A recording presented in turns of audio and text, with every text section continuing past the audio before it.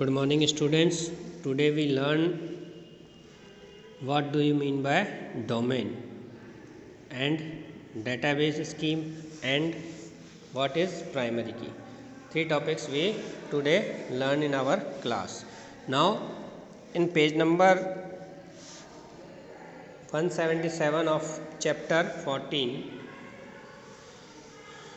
which I already sent to you in group. In this page number 177, there is a topic domain. Now, what is a domain? When we tell about relations or tables, then domain is a field of the set of values permitted for that specific field. For example, अब domain क्या होता है? Domain, इस table में देखो, domain किसी भी column के लिए जो अपन ने परमिट किया हुआ जो डाटा है, किसी भी टेबल में जो डाटा फीड है, उस कॉलम नेम की हेडिंग नेम, यहाँ पे जैसे यहाँ पे एक मान लो नेम है, तो ये नेम के अंदर जो पूरे इसको परमिटेड डाटा है, ये हरीश, कैलाश, मनीष, रौनक एंड शंकर, ये इसके लिए ही अलॉटेड हो गया है. तो दैट परमिटेड डाटा सेट को क्या कहते हैं? This is known as domain. और इसी तरह से इसी का एक और एग्जांपल मैं लेके बताऊं. जैसे एज एक कॉलम है, तो एज कॉलम में कौन सा परमिटेड डाटा आ गया? पहले तो 10, 20, 18, 14 एंड 13. ये all these are the data related to this age column. That's why ये इस एज कॉलम का क्या हो गया? डोमेन हो गया या सेट हो गया. ऐसे ही एड्रेस के लिए परमिटेड डाटा कौन सा हो गया? एड्रेस कॉलम के लिए एक परमिटेड डाटा है जिसमें हमने ये नाम लिखे हुए हैं उन बंदों के, जगहों के, सिटी के, Ajmer, Kota, Ahmedabad, Udaipur, Jaipur. All these are set. This set is known as domain for address. This is address column का डोमेन कहलाता है, डोमेन सेट कहलाता है, जो कि एड्रेस को परमिटेड है, एड्रेस को एक्सेसिबल है, एड्रेस के लिए ही बनाया ये सारा. ठीक है, जब एंट्री करी जाएगी तो ये किसके लिए बनाया हुआ है? ये एड्रेस की वैल्यूज़ या इंफॉर्मेशंस को सेट बनाने के लिए ही बनाया. तो इस टाइप के डाटा को, इस टाइप के सेट को अपन क्या कहते हैं? डोमेन कहते हैं, which is related to a particular column. ऐसे ही क्लास है, क्लास के लिए जो नीचे दे रखी सारी डिटेल है, ये इसके लिए सेट है, इसके लिए परमिटेड है. That's why it is domain of this class column. And here is roll number के लिए जो परमिटेड डाटा है, वो all these are the permitted data of और डोमेन ऑफ रोल नंबर. तो अपन अब समझ चुके हैं कि what is a domain. The permitted data, मान लिया ये कॉलम रोल नंबर है, तो उसके लिए क्या लोग परमिटेड है? ये ऑल डाटा जो अपन ने टेबल में फीड किया है, इंसर्ट किया है, ये परमिटेड है. That's why this is known as domain, which is actually a set of that related column. Now database schema क्या है? What is a database schema? A schema of database is logically design a database which rarely change. For example, the following is the scheme of student, class and teacher. Three entities are there. First is student entity, then second is classes entity या class कह सकते हैं अपन, and third is teacher entity. तो in these three entities को हम इस तरह से we can represent in our ER diagram, and when we translate it into relations, then we can convert it into in this form. तो student आ गया. अब student के एट्रीब्यूट्स को अपन ने जो होने चाहिए उनमें कॉलम्स वो अपन ने लिख लिए. देन क्लासेस आ गया. क्लासेस के जो कॉलम्स होने चाहिए, class name, class strength, classroom का नंबर. एंड टीचर्स के अंदर जो कॉलम होने चाहिए, teacher name, address, salary, phone number. तो ये ऑल दीज क्या बन गया?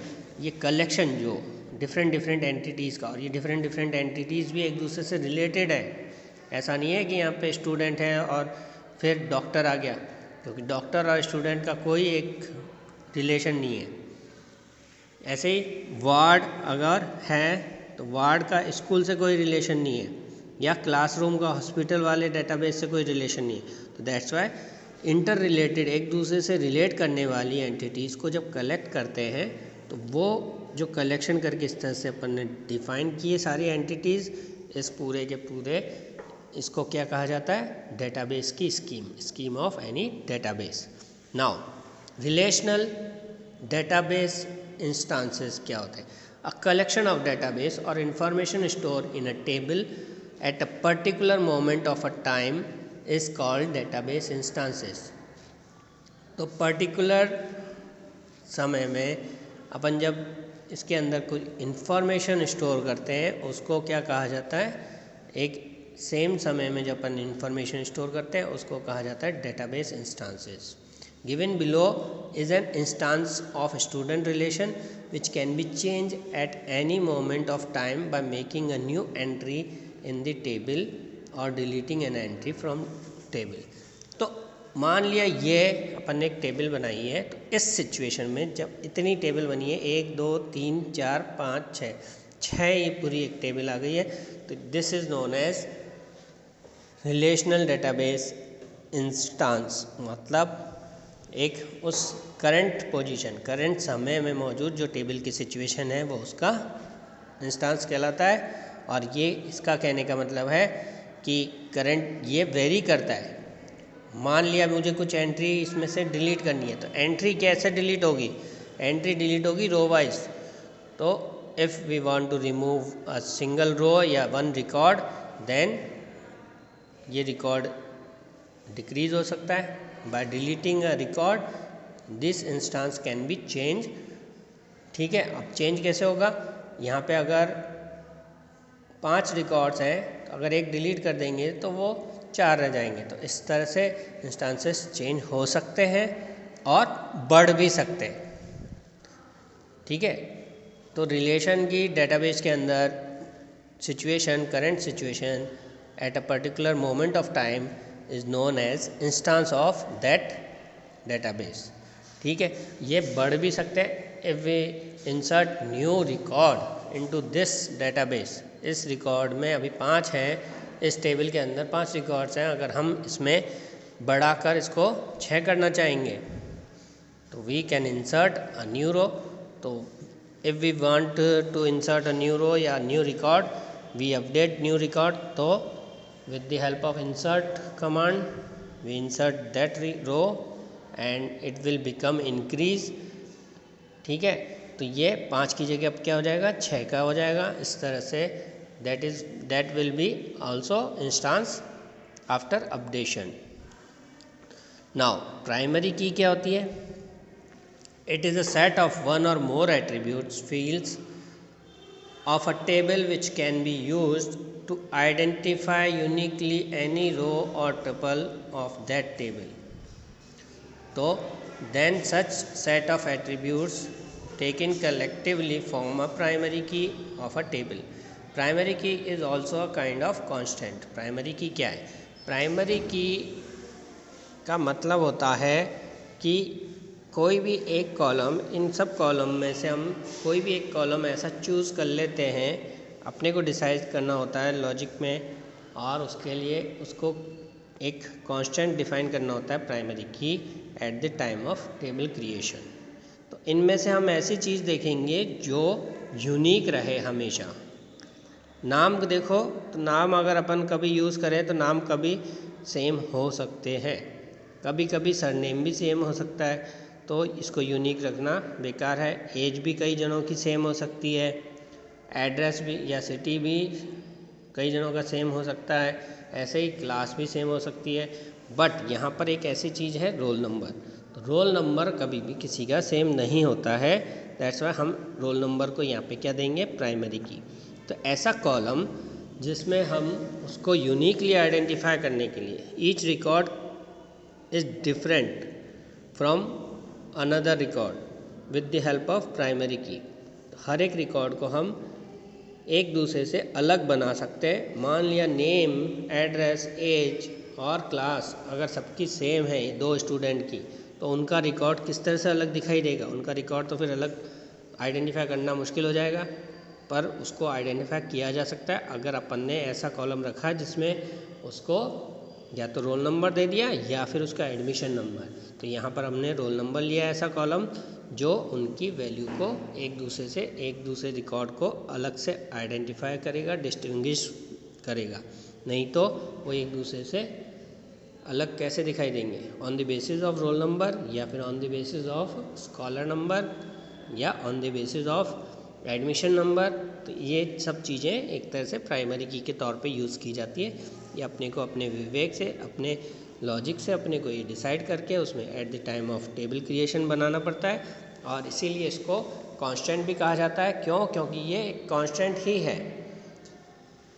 जब अपन डिफाइन करते हैं eight the time of table definition, तब ही ये इम्प्लीमेंट किया जा सकता है। प्राइमरी की डिफाइन किया जाता है और तभी वो उसमें इम्प्लीमेंट होता है, और इम्प्लीमेंट होने पर हर एक डाटा को वो यूनिक रखता है। प्राइमरी की का एक फीचर तो ये होता है कि वो एक दूसरे डाटा से कभी भी डुप्लीकेट नहीं होगा। मान लिया मैंने गलती से भी 101 डाल दिया तो वो एक्सेप्ट ही नहीं करेगा, क्योंकि उसने प्राइमरी की को लगा रखा है eight the time of class creation. ठीक है, सॉरी, टेबल क्रिएशन। टेबल बनाते वक्त हमने प्राइमरी की दे दिया था, इसलिए वो रिपीट या डुप्लीकेट एंट्री को एक्सेप्ट ही नहीं करेगा। और दूसरा क्या फीचर होता है? दूसरा ये फीचर होता है, इसको खाली भी नहीं छोड़ सकते। जो प्राइमरी की अपन ने दिया है उसको हम खाली नहीं छोड़ सकते कोई भी इंफॉर्मेशन उसकी। देन तीसरा क्या हो गया? तीसरा ये कि वो उसका डाटा जो भी आता है वो सिक्वेंशियल ऑर्डर में आता है हमेशा।